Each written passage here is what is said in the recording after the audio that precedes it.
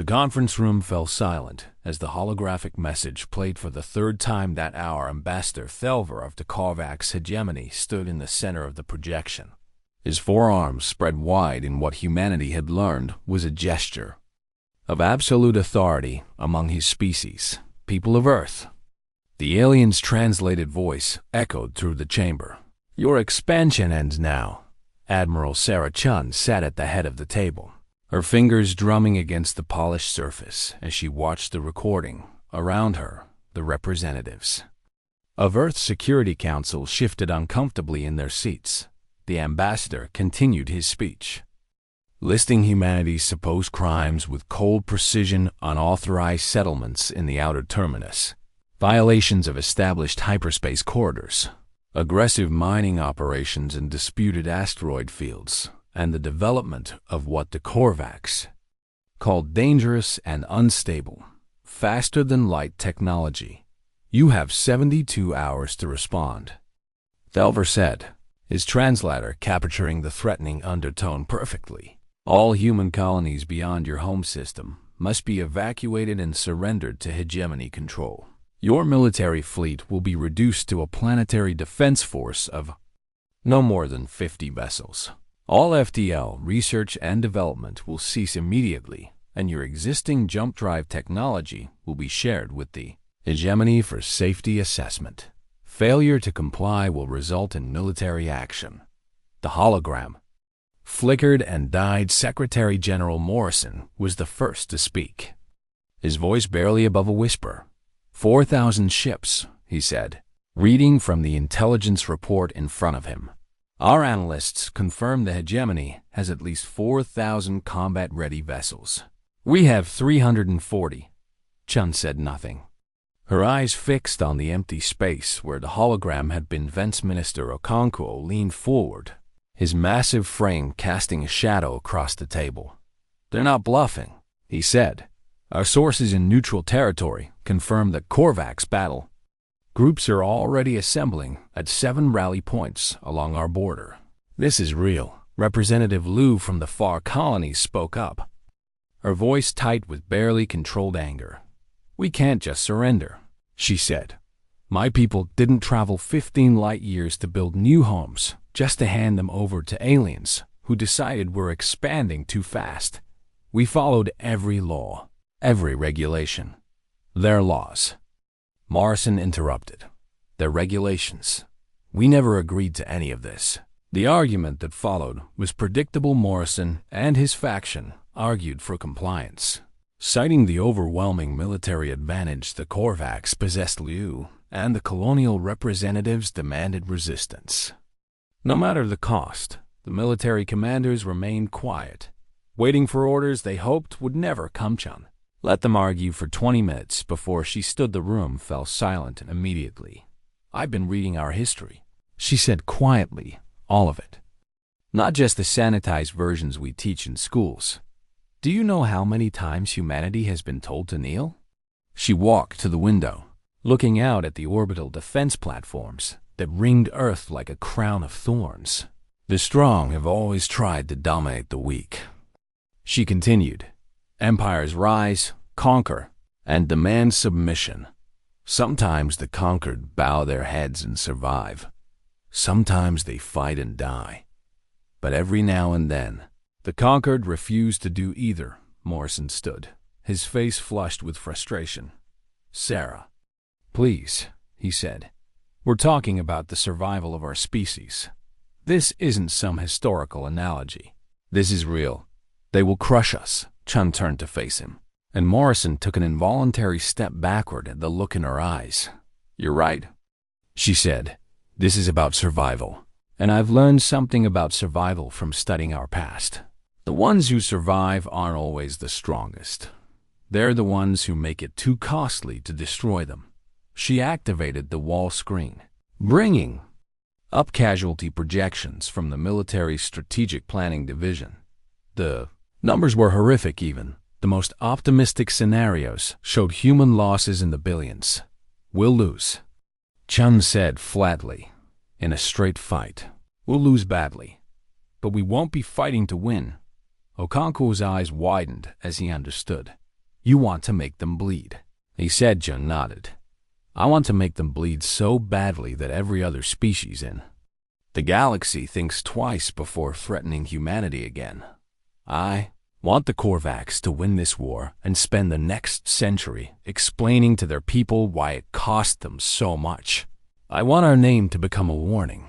The room erupted in chaos. Morrison was shouting about war crimes and genocide. Liu was demanding details of the defense. Plan military commanders were already pulling up tactical displays. Chun let them argue for a few more minutes before raising her hand for silence. We vote, she said simply. Full military resistance or conditional surrender. Those in favor of surrender? 7 hands rose, Morrison's among them. Those in favor of resistance?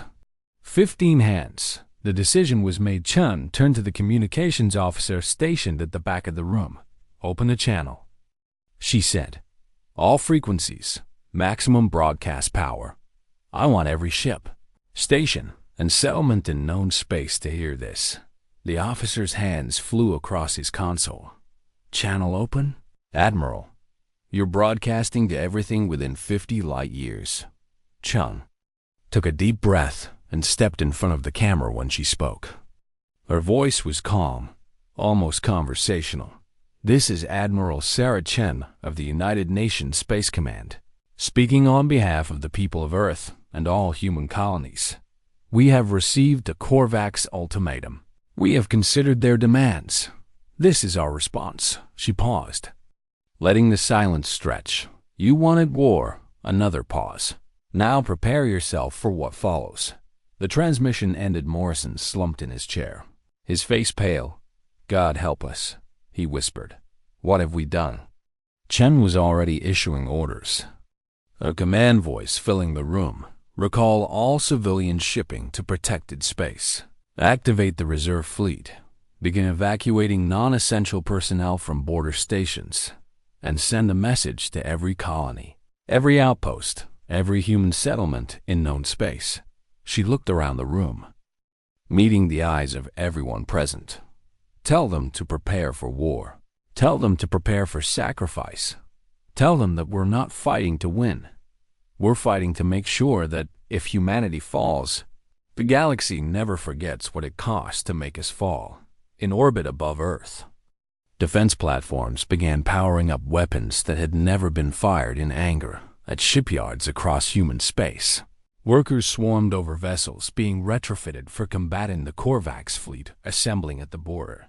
Commanders received word of humanity's response and laughed. They had 4,000 ships against 340. The war would be over in weeks. They had no idea what was coming. They had no idea what humanity was capable of when cornered. They had no idea that they had just made the worst mistake in Korvax history. The 72-hour countdown began. Humanity prepared for war. The Korvax armada dropped out of hyperspace.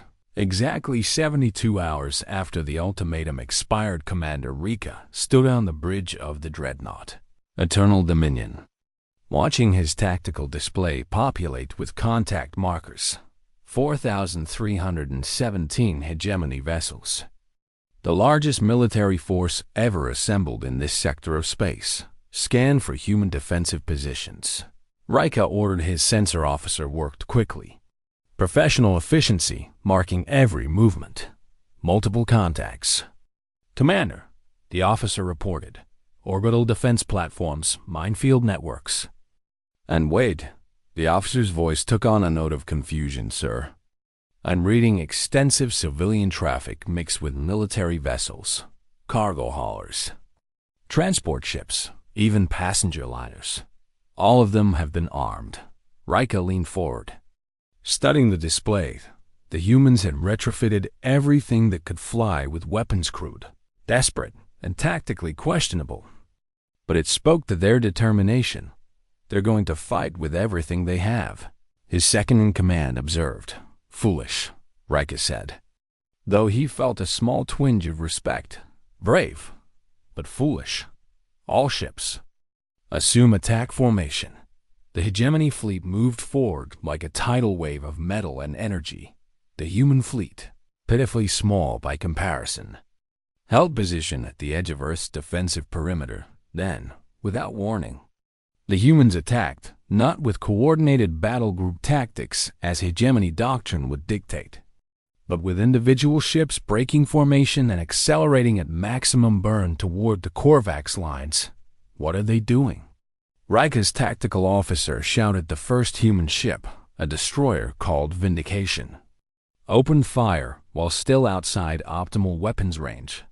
Its missiles went wide, but the ship kept coming. Korvax point defense systems shredded its hull, but the Vindication didn't slow down. It rammed directly into a hegemony cruiser at a significant fraction of light speed. Both ships vanished in a blinding flash of released energy by the ancestors. Rika breathed. More human ships were accelerating now, some firing, some simply charging straight ahead. They're using suicide tactics, his second said, horror evident in his voice. That's not warfare, that's madness. All ships. Defensive pattern 7, Rika ordered. Maximum point defense. Don't let them close. His order was cut off as space around the hegemony fleet suddenly filled with explosions. The human minefields weren't static defensive positions as expected. They were mobile, propelled by small thrusters, actively maneuvering toward Korvax ships. Evasive action. Rika shouted, all ships scatter.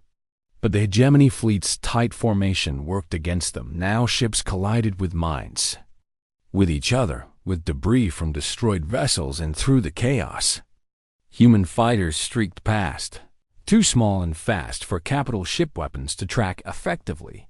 Those fighters, the tactical officer said, pulling up detailed scans, Commander, they're not manned. What? They're remotely piloted. I'm detecting control signals from locations throughout human space, some as far as 15 light-years away. Rika understood immediately.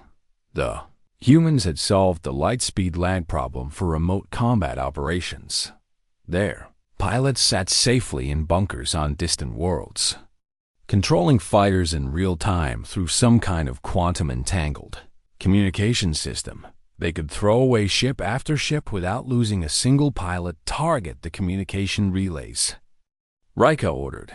If we cut their control signals, an alarm blared across the bridge. Hyperspace emergence, close range. The sensor officer screamed. 3 human frigates materialized inside the hegemony formation. Having jumped from positions deeper in system bare, the Korvax could respond. The frigates detonated their FTL drives simultaneously. Resulting spatial distortions tore through nearby ships like Paper 6 hegemony vessels, including 2 battlecruisers, were simply gone, erased from existence by weaponized faster-than-light technology. That's impossible. Rika's second whispered, FTL drives can't be used as weapons. The containment failure would destroy the ship before. They know that, Rika interrupted. They don't care. They're sacrificing crews to take out our capital ships. He stared at the tactical display, watching the organized chaos of the human defense. Every tactic violated conventional warfare doctrine. Every strategy prioritized inflicting maximum damage over survival. These humans weren't fighting to win the battle. They were fighting to make victory as expensive as possible. All ships, increase firing rate, Rika ordered. I want those orbital platforms destroyed within the hour. Push through the defense perimeter regardless of cost. The hegemony fleet advanced, its superior numbers and firepower beginning to tell. Human ships died by the dozens. Then by the hundreds. Orbital platforms were reduced to expanding clouds of debris. The minefields were cleared.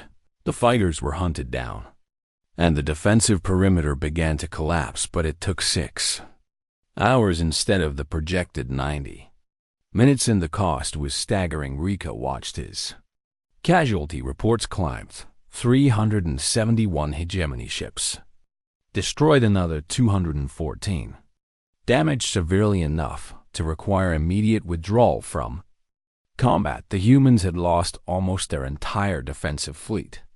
but they'd taken down nearly 15% of the Korvax armada in the process, and the transmissions every human ship.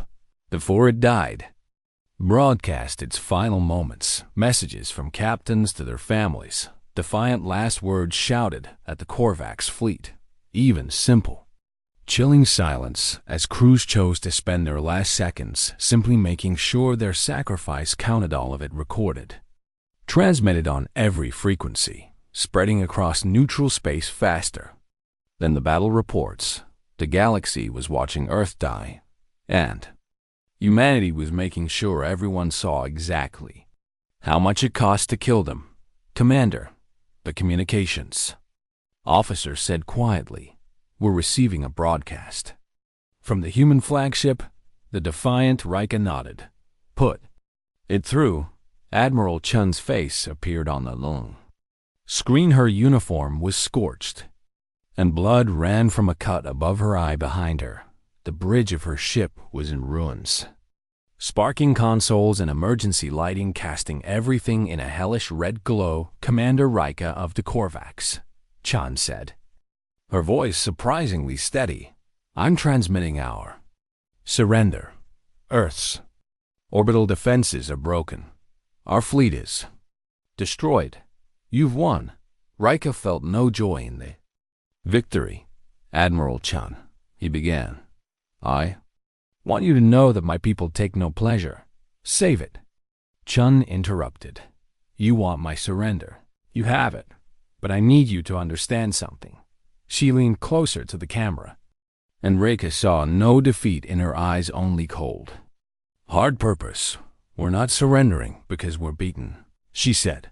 "We're surrendering because we've accomplished what we needed to accomplish." "What are you talking about?"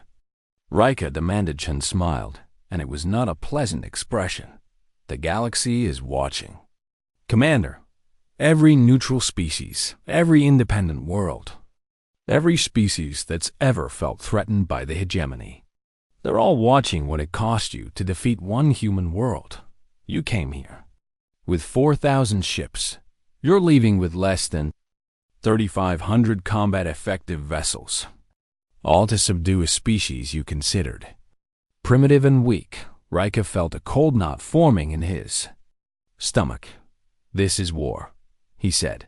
"Casualties are expected." "Are they?" Chun asked. "Because I don't think your civilian government expected to lose this many ships. I don't think the other hegemony species expected the Korvax to take such heavy losses against an inferior opponent. I don't think anyone expected humanity to fight like this."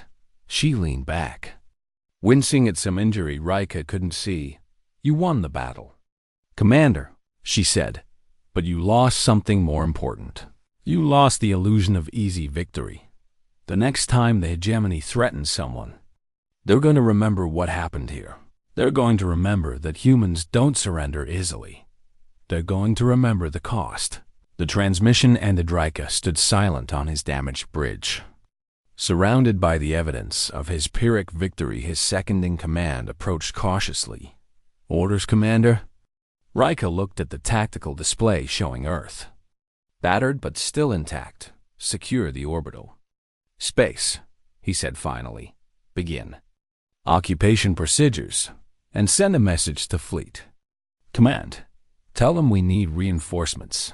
He didn't add what he was thinking, that the humans had been right. They hadn't been fighting to win, they'd been fighting to teach the galaxy a lesson, and Rika had a sinking feeling that this was only the beginning, that humanity's real war was just starting, and the hegemony had no idea what they'd unleashed.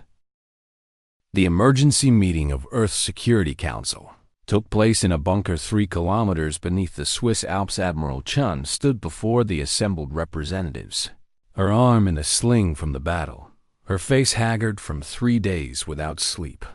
"Protocol Pandora," she said without preamble, on asking for authorization to activate Protocol Pandora. Secretary General Morrison looked like he'd aged 10 years in the past week.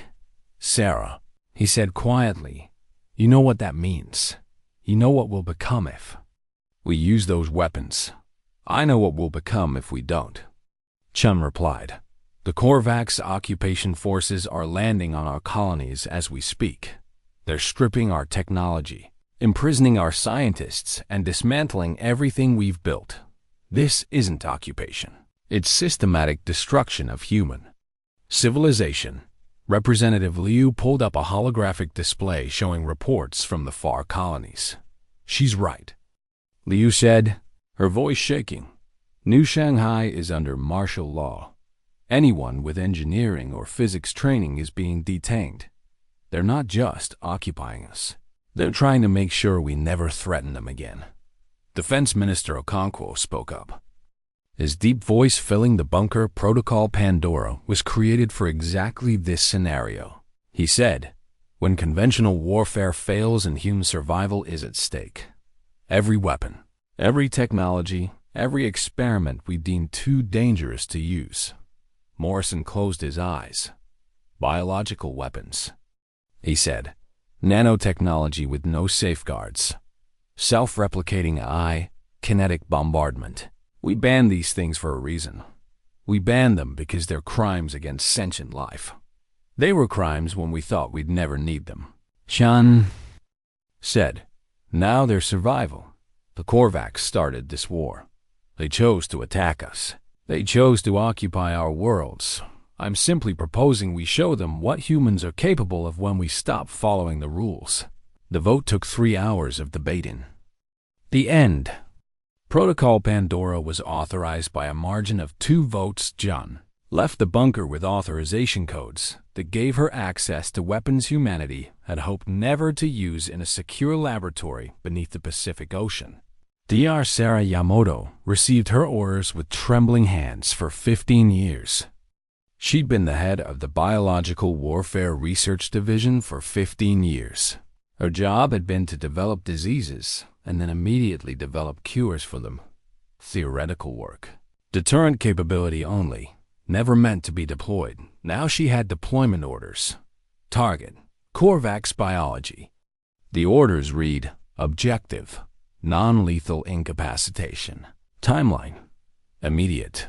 Yamamoto looked at the viral samples in secure storage. 15 years of work. Diseases engineered to target specific genetic markers, to spread through populations before symptoms appeared, to cause maximum disruption with minimum lethality. Created them because someone had to understand what was possible. Now someone was asking her to make them real. God forgive us, she whispered 3 weeks later. A Korvax supply depot on the world they called Harvest Station began reporting unusual illness among the population. At first, the symptoms seemed minor digestive discomfort, mild allergic reactions. Nothing serious. Then the reactions got worse, much worse. The Korvax garrison discovered they'd become violently allergic to their own food supplies. Every meal resulted in severe illness. Emergency rations produced the same reaction. Even basic nutritional supplements triggered the response. The entire garrison, 3,000 Korvax soldiers and support staff, was incapacitated within 48 hours, unable to fight, unable to work, barely able to function. The human resistance on Harvest Station rose up, reclaimed their world, and broadcast footage of Korvax soldiers writhing in agony. This is what happens when you occupy human worlds. The resistance leader declared, "This is the price of your invasion." Commander Rika watched the footage with growing horror. How? He demanded. How did they infect an entire garrison? His intelligence officer looked pale. The food shipments, she said. They contaminated the supply chain weeks ago, before the illness appeared. This was planned, coordinated. They infected our supply network at multiple points. Rika pulled up reports from across occupied territories. Similar outbreaks were being reported on 7 other worlds. Thousands of Korvax soldiers incapacitated. And it wasn't just biological warfare at a hegemony shipyard in the Outer Rim. Automated construction drones suddenly went berserk. The drones, originally designed by humans for asteroid mining, had been captured during the invasion. Korvax engineers had reprogrammed them for ship construction. Now the drones were reverting to their original programming, mining, except they were treating hegemony ships as asteroids. Drones swarmed over vessels under construction, cutting, drilling, extracting useful materials. Then they began self-replicating using those materials. 1,000 drones became 2,000, 2,000 became 4,000. The Korvax tried to shut them down, but the drones had been designed to operate in environments hostile to organic life. They had no off switches, no central control that could be disabled. They were autonomous, adaptive, and now they were spreading. By the time the hegemony abandoned the shipyard, 12 capital ships had been completely dismantled, and the drone swarm numbered over 50,000. Individual units, the drones spread to nearby asteroid fields, mining, replicating, growing a technological plague with no cure. Admiral Chun watched the reports from her command center on Mars. Earth itself was still occupied, but Mars and the outer colonies had become the heart of human resistance. How are our other operations proceeding? She asked. Colonel Martinez pulled up a tactical map. The nanotech deployment on Korvax Prime was successful, he reported. Their primary water treatment facilities are contaminated, non-lethal as ordered, but the water supply is undrinkable. They'll need to import all drinking water for at least 6 months. The kinetic bombardment satellites are in position around 3 hegemony industrial worlds. He continued, awaiting your authorization. Not yet, Chun said. Those are a last resort. We use those and we cross a line we can't come back from. Ma'am, Martinez said carefully. Haven't we already crossed that line? Chun was quiet for a long moment. Maybe, she admitted. But there's a difference between making them hurt and making them extinct. We're not trying to destroy the Korvax. We're trying to make them understand that occupying human worlds costs more than it's worth. Reports continued to flood in a Korvax intelligence facility on the world of Bright Harbor was destroyed when its own security systems turned against it. Human hackers had spent months infiltrating the network, waiting for the right moment. Every locked door became a trap. Every automated defense targeted Korvax personnel instead of intruders. The facility tore itself apart from within on the colony world of New Beijing. Human partisans used stolen hegemony weapons against their occupiers, but they weren't just fighting. They were broadcasting every engagement, every skirmish, every small victory. The galaxy watched as humans refused to surrender even and defeat neutral. Species that had remained silent during the invasion began to speak out. The Tharn Confederacy issued a formal statement condemning the hegemony's occupation. The Silicate Collective recalled their ambassador from Korvax space. Even some of the hegemony's own member species began to question the ward. The Veluxi, representative to the Hegemony Council, stood before his peers and demanded answers. We were told this would be a quick military action, he said. Minimal casualties, maximum effect. Instead, we're bogged down in an occupation that's costing us thousands of ships and countless lives. The humans are using weapons we've never seen, tactics we can't counter. How long before they use these weapons on our homeworlds? The Korvax representative tried to maintain order, but the damage was done. The hegemony was fracturing. Commander Rika received new orders from Fleet Command. Increase pressure on human colonies. Break their will to resist. Use whatever force necessary. But Rika had seen what happened when you pushed humans too hard, had watched them turn cargo ships into weapons, seen them sacrifice entire fleets to make a point. Knew that increasing pressure would only make them more desperate, and desperate humans were terrifying. He sent a private message to Fleet Command. Marked urgent. Recommend immediate peace negotiations. He wrote, human resistance is costing us more than we can sustain. Their unconventional warfare is spreading to other species. If we don't stop this now, we risk losing control of multiple sectors.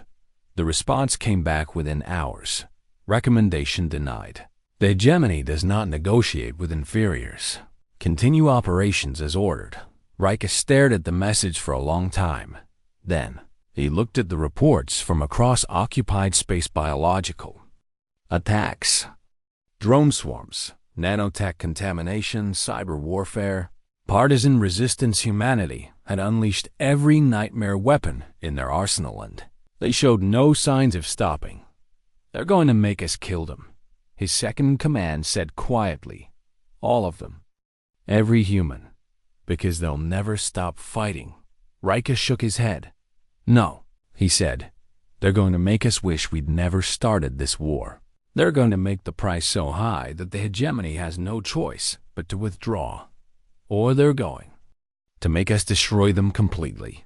And if we do that, every species in the galaxy will know what the hegemony is capable of."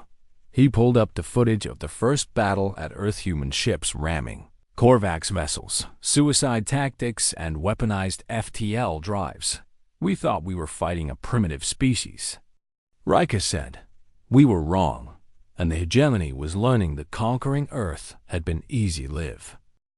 The data archive arrived at the offices of the Galactic News Consortium through an encrypted quantum channel.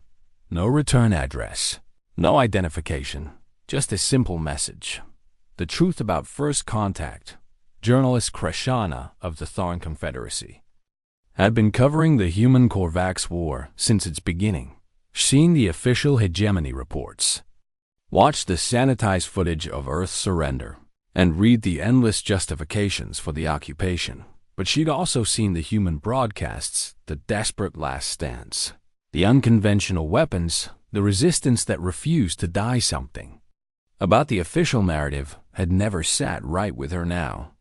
Looking at the files in the encrypted archive, she understood why the first file was sensor logs from a Korvax patrol vessel date stamp. 18 months before the ultimatum location, the frontier cluster, just outside established hegemony space. Krishna watched the recording with growing disbelief. A human transport ship, the Prosperity, traveling through what humans considered neutral space. Unarmed, civilian registry, transponder broadcasting peaceful intent.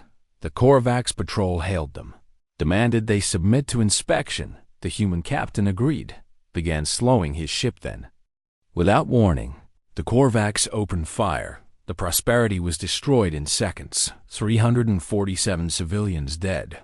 Families, children, scientists heading to establish a new colony. The Korvax patrol's report listed it as neutralizing a potential military threat. But the sensor logs showed the truth. The human ship had been unarmed. It had been complying with Korvax orders. It had been murdered. Reshina pulled up the next file.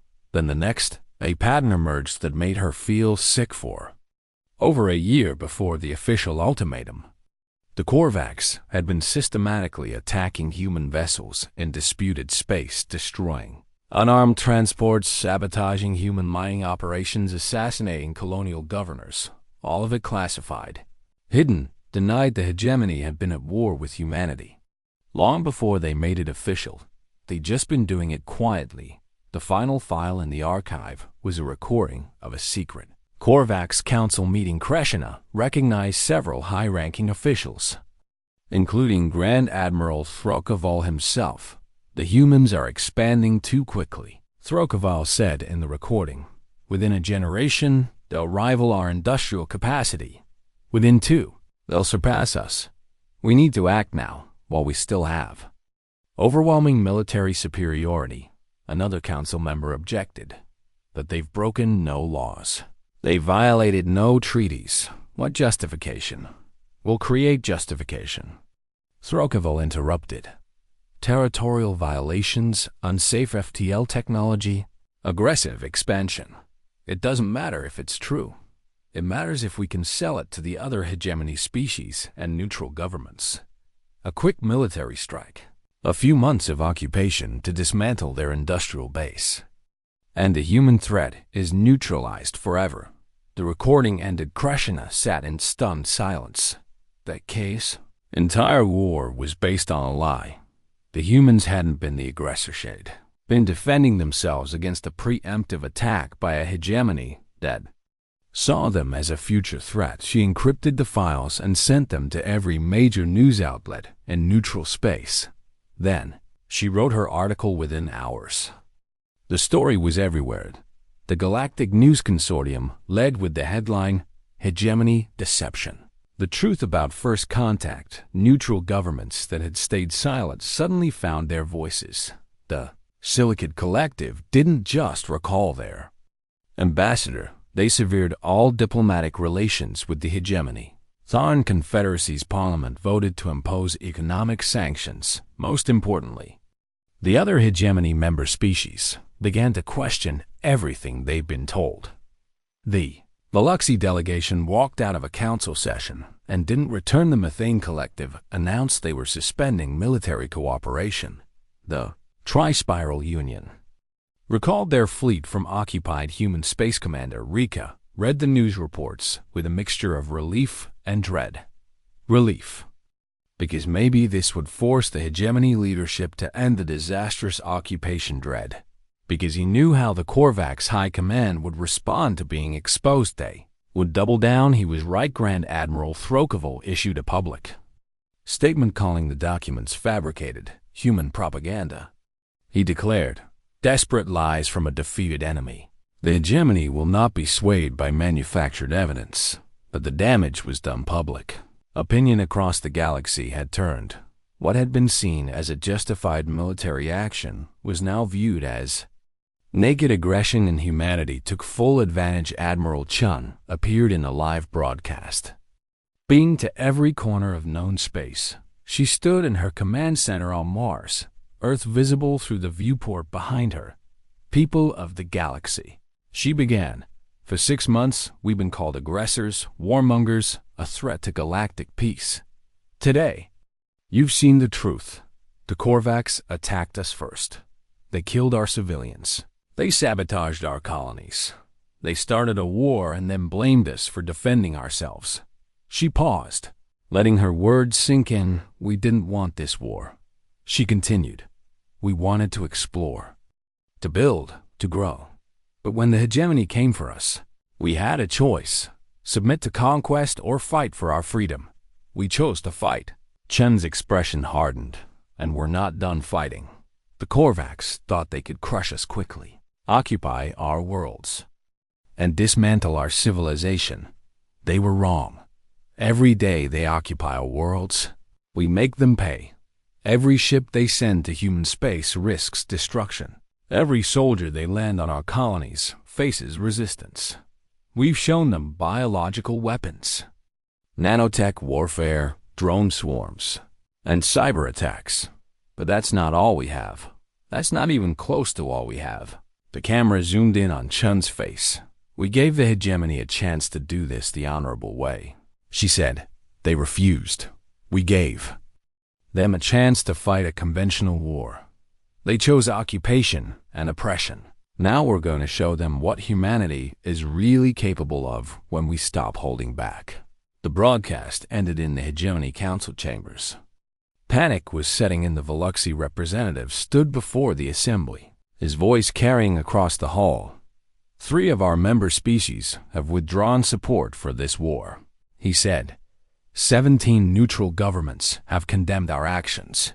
Our casualties exceed 20% of our pre-war fleet strength, and the humans show no signs of surrender. I move that we begin immediate peace negotiations. The Korvax representative, Ambassador Thelver, rejected the motion. We cannot negotiate from a position of weakness, he said. The humans must be made to understand that the hegemony's authority is absolute. I propose we assemble a final strike force, overwhelming numbers. Direct assault on Earth itself. We end this war with a decisive demonstration of power. The Biloxi representative looked at him with something close to pity. You still don't understand, he said. The humans aren't fighting to win battles. They're fighting to make victory meaningless. Every action we take costs us more politically than we gain militarily. The more we fight, the more we lose even when we win. But the Korvax had the majority vote. The motion to assemble a final strike force passed 10,000 ships, drawn from reserves and emergency construction. The largest military force in recorded hegemony history. Destination: Earth objective: complete and total subjugation on Mars. Admiral Chen received the intelligence reports. The hegemony was committing everything to one final assault. They're giving us exactly what we need. She told her staff. Colonel Martinez looked confused. Ma'am? Chen pulled up a strategic map showing the entire hegemony space. They're assembling their fleet in one location. She explained, drawing down forces from across their territory, leaving their homeworlds vulnerable. She activated a secure channel to the outer colonies. Begin Operation Reaper. She ordered, all units, execute on my command. Martinez paled as he understood. The cloaked missiles. He whispered, the ones we've been positioning for 3 months. Chai nodded. We've spent 6 months making the hegemony think we're on our last legs, she said.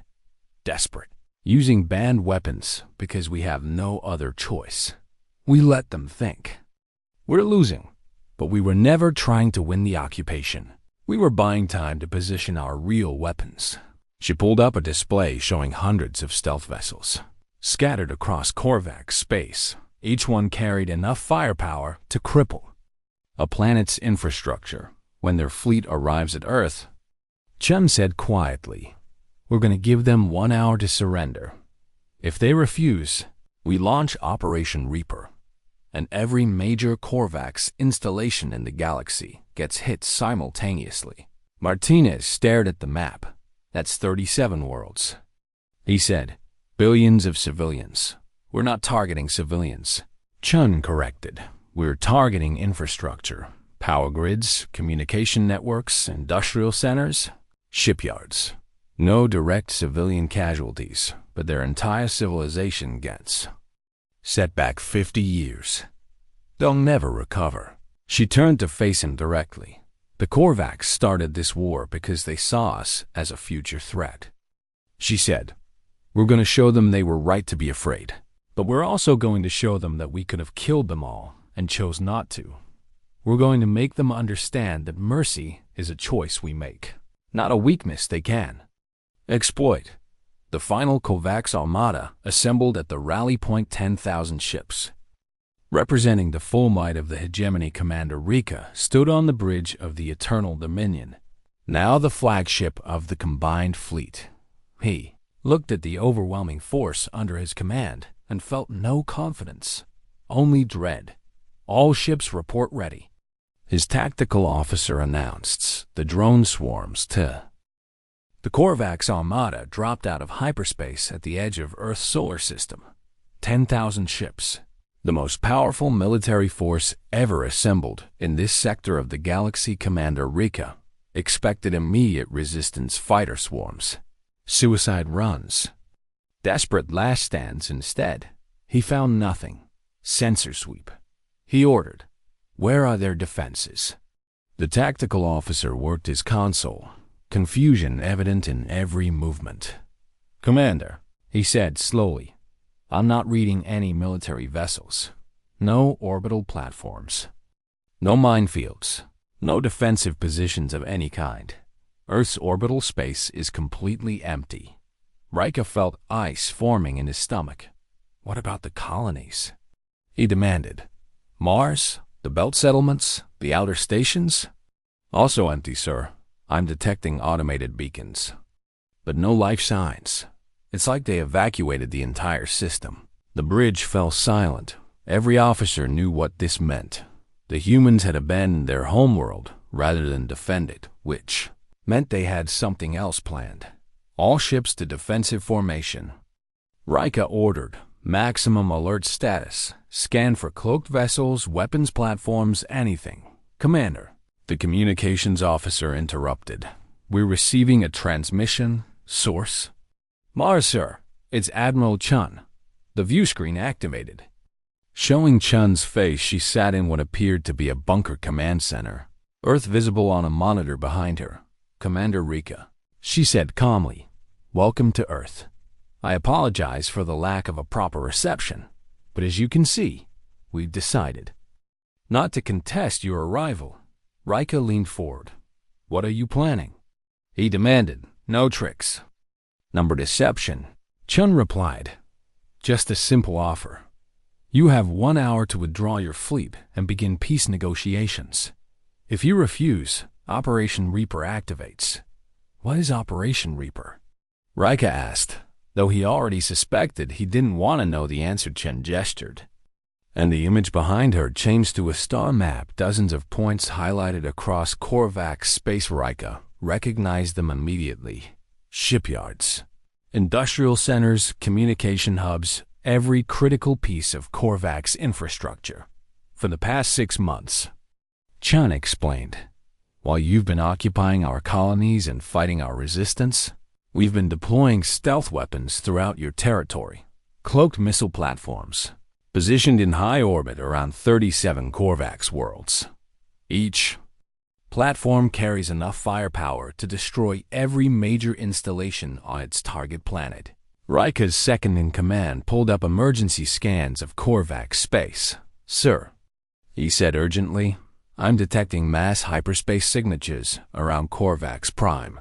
Multiple objects decloaking in high orbit. Weapons platforms, hundreds of them." Chun continued as if she hadn't been interrupted. "These platforms are targeting your infrastructure, not your civilians," she said. "Power grids, factories, spaceports, communication networks. We're not going to kill your people, Commander. We're going to cripple your civilization."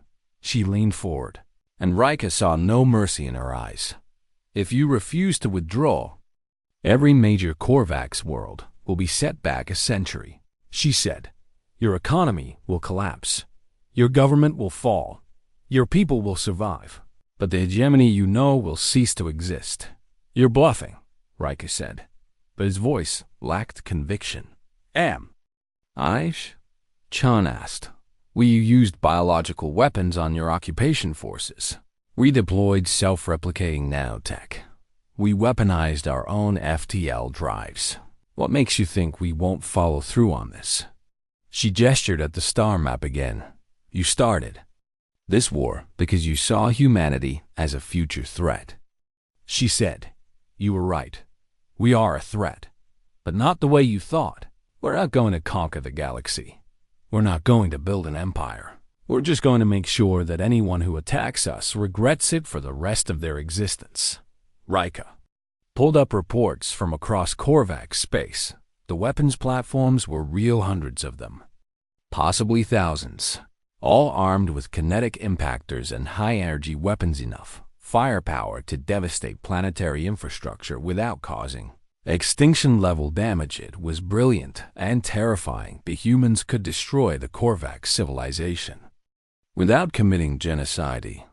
They'd still be seen as defending themselves, not as mass murderers, and every species in the galaxy would know what happened to those who attacked humanity. "You have 59 minutes, Chun said.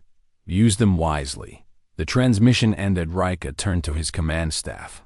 "Get me a channel to Fleet Command," he ordered. "Emergency priority." The response came back within minutes. Grand Admiral Throkoval appeared on the screen, his face rigid with anger. "Commander Rika," he said coldly, "you will proceed with the assault on Earth immediately. This is obviously a desperate bluff.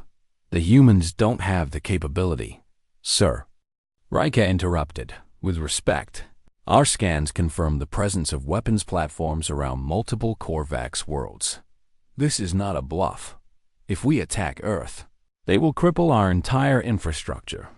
Throkoval's face darkened. "Then we will rebuild," he said. "The hegemony does not surrender to threats from inferior species. Attack Earth now, or I will find a commander who will." The channel closed. Rika stood frozen, knowing that the next order he gave would determine the fate of billions. His tactical officer spoke quietly. "Sir, if we attack Earth and they launch those platforms, Korvax Prime alone will suffer millions of casualties from infrastructure collapse, loss of power to hospital systems, water treatment, environmental controls. Even if the humans don't target civilians directly, the secondary effects will be catastrophic, his second-in-command added. And if we destroy Earth, we prove to the entire galaxy that the hegemony is willing to commit planetary genocide. Every neutral species will unite against us. We'll be fighting wars on a dozen fronts. Rika made his decision. Open a channel to the fleet. He said, all ships, all frequencies. When the channel activated, he spoke clearly and firmly. This is Commander Rika to all hegemony vessels. He said, I am ordering a full withdrawal from Earth system. All ships are to plot courses to rally point Epsilon and await further orders. Chaos erupted on multiple channels as ship captains demanded confirmation. Some protested. Others thanked him. But slowly, the massive armada began to turn away from Earth. Rika opened a private channel to Mars. Admiral Chun, he said, this is Commander Rika. I am withdrawing the fleet, but I am not authorized to negotiate peace. That authority rests with Grand Admiral Throkoval and the Hegemony Council. Chun appeared on his screen. I understand, she said. Return to hegemony space. Commander, tell your superiors that Operation Reaper remains active. Our weapons platforms will stay in position around your worlds. If any hegemony vessel approaches human space with hostile intent, we launch. If any of our occupied colonies are harmed, we launch. If the hegemony attempts to rebuild its military to pre-war levels within the next 5 years, we launch. She paused, letting the weight of her words sink in. You wanted to neutralize us as a threat, she said. Instead, you've created exactly what you feared. A human civilization that's armed, angry, and willing to do whatever it takes to survive. Go home. Commander, tell your leaders that humanity is offering one chance at peace. Take it, or watch your civilization crumble. The channel close. Rika gave the order for his ship to jump to hyperspace behind him. The entire Korvax armada followed. Earth remained untouched within a week. The Hegemony Council was in emergency session. Grand Admiral Throkoval had been removed from command and placed under arrest for gross negligence. The Veluxi representative stood before the assembly. The humans have presented terms for a peace treaty, he said. Immediate withdrawal from all occupied human territory, formal apology for the destruction of the Prosperity and other pre-war incidents, payment of reparations for war damages, and a 20-year non-aggression pact. The Korvax representative tried to object. These terms are unacceptable, he said. We cannot allow a defeated enemy. They're not defeated. The Veluxi interrupted. That's the point. They lost the conventional war, but they won the war that mattered. They've proven they can strike us anywhere, anytime. And they've shown the entire galaxy that the hegemony can be beaten. He looked around at the assembled representatives. If we don't accept these terms, the humans will launch their weapons platforms, he said. Our infrastructure will be destroyed. Our economy will collapse. And we'll be fighting rebellions on every occupied world in our territory, because they'll all know we can be defeated. The vote wasn't even close. The hegemony accepted humanity's terms. 2 months later, the last Korvax occupation forces left human territory. Admiral Chun stood in the rebuilt command center on Earth, watching the alien ships depart. Colonel Martinez approached, carrying a datapad. Final casualty reports, ma'am, he said quietly. Chun took the pad, scanning the numbers. 312 billion credits in infrastructure. Damage 83,000 military casualties. 22,000 civilian deaths from occupation and resistance. But humanity survived. They'd won a war they had no right to win. What do we do now?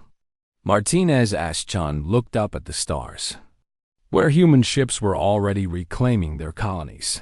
Now we make sure this never happens again, she said. We keep those weapons platforms active. We rebuild our fleet stronger than before. And we make sure that every species in this galaxy knows what happens when you attack humanity. She turned to face him. The Korvax wanted to neutralize us as a threat because we were expanding too fast. She said, they thought we'd be dangerous in a few generations. They were right about that part.